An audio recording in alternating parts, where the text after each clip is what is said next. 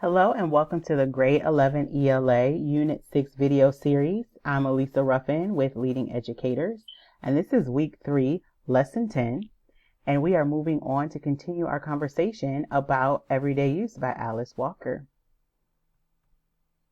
Today, we're going to engage in some analysis of the text by reading, doing some questions, and doing a quick write. But before we get started with any of that, just a reminder that after you're done with these lesson activities, you need to make sure that you are sharing your learning with a family member, friend, or caregiver, completing the weekly fluency activity with a page from the text, and doing at least 20 minutes of additional reading a day. And this is a text of your choice, and I'm hoping that a lot of the activities that we've been doing and the exercises we've been doing is actually enhancing the amount of pleasure that you're having reading these texts on your own.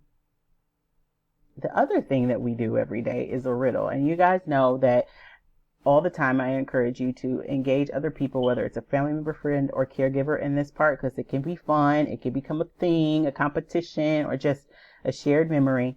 And I give you a little bit of time to gather people around. And if this is something that you're just doing to challenge yourself, that is also really great. Again, the one reason why we do this is to get your brains all warmed up and ready to critically think, so that you are prepared to tackle the text for the day. And so now that we've got all that said, it's time for the riddle.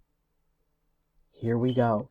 You walk into a room that contains a match, a kerosene lamp, a candle, and a fireplace. What would you like first? You walk into a room that contains a match, a kerosene lamp, a candle, and a fireplace. What would you like first? So you're going to talk about it, discuss it, not Google it. I'm going to give you a beat, and I'm going to give you your spoiler. The answer to today's riddle is that you're going to light the match first. And so if you look at the other three objects, all of those have to be lit, right, outside of themselves, which means that the match needs to be lit first in order to light the others. Moving on to our resources and materials for today, everyday use text is what you're going to need. You're going to need the learning packet. You're going to need the Week 3 Lesson 10 note catcher, pen or pencil, and a smartphone or other device is optional in case you want to access the text digitally. Looking at our Lesson 10 overview, we're going to continue to engage in our read, think, talk, write, close structure. Our learning targets for today, I can evaluate the character's appearance, actions, and feelings, and I can connect the plot and theme of the story to the essential question and theme of the unit. Both of those things, the essential question and the theme, we're going to talk about in a little bit more detail coming up so that you can remember what those things are. I do want to take a moment to highlight the talk question for today because I do think it's a good conversation starter. Last week, you determined a potential heirloom that you currently have. So something that is common, that means a lot to you, that could potentially be an heirloom in the future, something that you pass from one generation to the next. With that in mind, I want you, with a family member, friend, or caregiver, to talk about how do you determine who gets a family heirloom? What are the requirements? What do you take into consideration when you decide who gets something of value that represents the family culture and heritage and history? And you know, this is the question that the entire story hinges on. So it's really important. And I think it's going to generate some really good conversation as well. The thinking questions are the analysis part of the lesson for today. And I'm going to actually model how to approach those questions and hopefully set you on the right path to answering those and show you how some of the work that you've already done has set you up perfectly to do it. Don't forget, when you do engage in that discussion with your family member, friend, or caregiver on the talk section, that you write that in your note catcher as well. You'll eventually do a quick write, which is a 5 to 7 sentence response to a question. And then you're going to close with an activity, all of which I'm going to walk you through, so no worries. But as promised, I am going to remind you about the essential question. So what do stories reveal about the human condition? And then the specific guiding question for this text. What factors lead a person to accept, reject, or feel neutral about his or her heritage? So both of those questions are going to come into focus today. So it's going to be important to keep them in mind. the think questions first. What is ironic about D/Wanjiro's request for the quilts and her professed interest in her heritage? And how do D and Wanjiro's and her companions' clothing and overall appearance reflect a change in African American culture in the 1960s? So starting with the first think question, what is ironic about D. Wanjiro's request for the quilts and her professed interest in her heritage? I have the term ironic in a rectangle here because it's important in order for me to be able to respond to this question to remember what irony is in the context of literature. So irony is the difference between appearance and reality, expectation and result. So I have to think about how Wanjiro's request is different than what it appears to be on the surface by reflecting on what I've learned about her character. And when I use the term character here, let me clarify. I don't just mean character in the story. I mean her morals, her values, her relationships with other people, how she treats people, right? So you have on the surface what seems to be an interest in her heritage and culture, so much so that she's changed her name, an interest in her family heritage and history. And then on the other end, you have her actual relationships with Dee and Maggie. So I want you to think about the contrast between those two and understand that the gap is where the irony lives. The irony lives in the gap between the two. So go back to your notes and annotations, those impressions that you had about the characters and the events of the story from your first read and your close read. And those annotations, I really do believe, will define that gap. And when you define the gap, you've answered the question. So that's step one.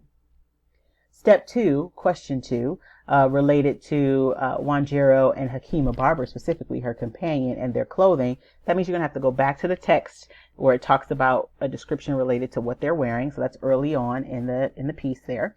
And you're going to think about how it reflects a change in African American culture in the 1960s. How are you supposed to know about what happened during the 1960s?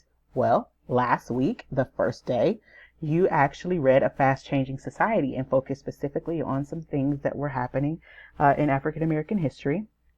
And there are also notes in the text in the margins about some references to the 1960s. So I want you to be thinking about that. That's how historical background knowledge helps you analyze the text that you're reading. So at this point, I want you to pause the video and take a moment to do that talk question prompt with your family member, friend, or caregiver.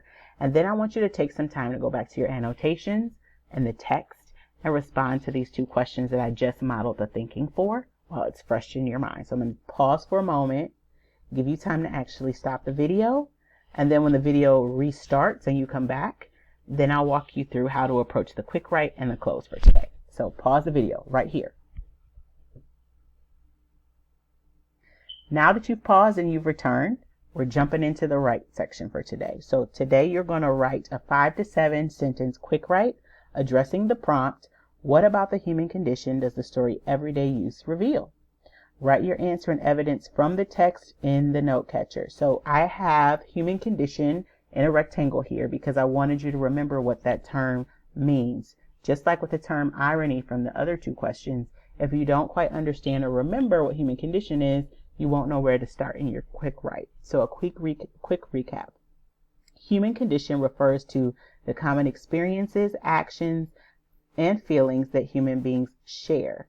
I need to think about what aspects of the story reflects common experiences, actions, and feelings that most humans have. One of the ways I can nail that down even further is by thinking about myself. I can think about how I specifically relate to the story, the characters' thoughts, feelings, emotions, and behaviors, and whether or not there's something about my life that is similar. Something about emotions that I've had or experiences that I've had that are similar, because that can give me a clue about human condition. I can also go back to my notes and annotations. I can go back to the text and find examples that specifically are kind of common themes that human beings can relate to. And that's going to point you in the right direction. So make sure you sketch those things out before you even put pen to paper. Get your thoughts all put together, and then you're going to jump into that quick write, which I think you are set up really, really nicely to do because you've been doing a lot of thinking and analyzing so far. So it's your turn to jump into the quick write. We've already talked about the prompt on heirlooms. You've already answered the think questions, and now it's your turn to write. After you write, you're going to do your closing activity to wrap up your learning. This one also has a really juicy question, I think, and somewhat, humorous. This one has you focusing on a question on a particular character that we haven't quite talked about a whole lot. Hakima Barber, who is a companion of Wanjiro. He comes with her to visit her family, and Mama refers to him as Assalamu Alaikum. That is not his name. That's what Mama refers to him as. But first, I want you to go back to the text and figure out whether or not Mama refers to him as Assalamu Alaikum in her head, or whether or not she refers to him as Assalamu Alaikum actually out loud or verbally. Once you figure that out, I want you to move a step further and discuss and eventually write down, what does the nickname that she gives him imply about her overall feelings toward him and Wanjiro, and her thoughts and opinions about who they are and how they carry themselves, and the tone and intention behind the nickname. Think about that, read it closely, and make sure you can support your point of view with evidence from the text. As usual, if you have any questions, I encourage you to pause and replay the video as often as you need to. And if you really need some very specific help, email your teacher for support using the email information provided. And finally, once again, a reminder to share your learning with a family member, friend, or caregiver, and that's something that you should be doing anyway as you're talking through some things. Complete your fluency activity and do your leisurely reading. And until then, next time I'll see you, and we will go on to lesson 11, and we'll have a really good time together one more time. I think you're going to do great on this quick write. I think you're really going to enjoy the conversations you're having. I have full faith and confidence that you are going to do a tremendous job. And I thank you for your time and your attention and your focus, and we'll get back at it tomorrow.